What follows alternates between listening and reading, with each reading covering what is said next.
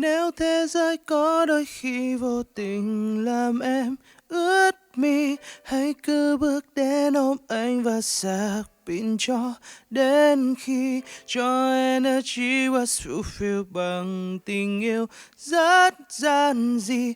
It's coming from me.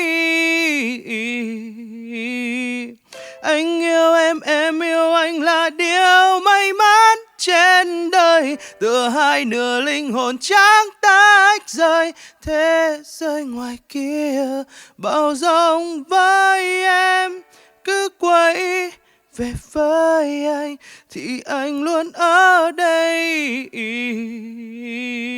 I will always be here for you. I will always be here for you. I will always be here for you. For you, it's only for you.